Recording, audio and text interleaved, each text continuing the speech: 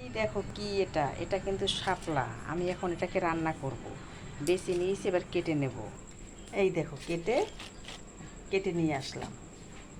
পরিমাণটা কম, সেই জন্য অল্প তেল দিয়ে দিলাম। এবার অল্প তেল দেওয়ার পরে কী দেবো, একটু সর্ষে দেবো।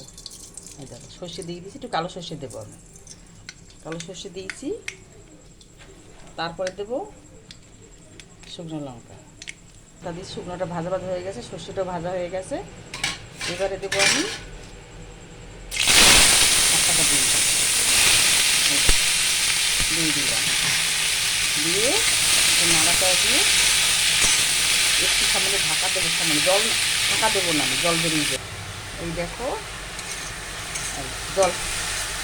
তো এটা দেবো একটুখানি হলুদ দিয়ে দিচ্ছি। হলুদটা দিয়ে দিলাম।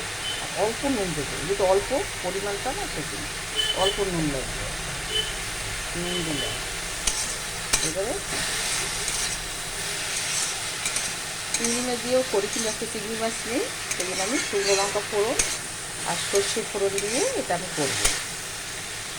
এটা পেঁয়াজ রসুন কমই দিই না, পেঁয়াজ রসুন ছাড়াই আমি এটা একটু করি।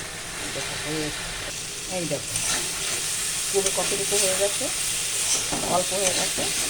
দিয়ে নেড়ে করে দিচ্ছি। হয়ে এসছে প্রায়, হয়েই গেছে, সেদ্ধ হয়ে গেছে।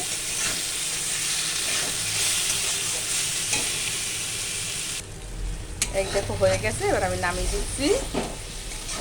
এবার আমি নামিয়ে দিই। প্লেন রান্না, এতে কিছু কিছু লাগে না, কিছু দিতে হয় না একদম। শাপলাটা আসে কত সুন্দর করে রান্না হয়ে গেল। তোমরা এরকম করে রান্না করে দেখো কেমন লাগে খেতে। এই দেখো আমার নামিয়ে দিছি, রান্না হয়ে গেছে। শাপলাটা আমার হয়ে গেল, নামিয়ে দিলাম।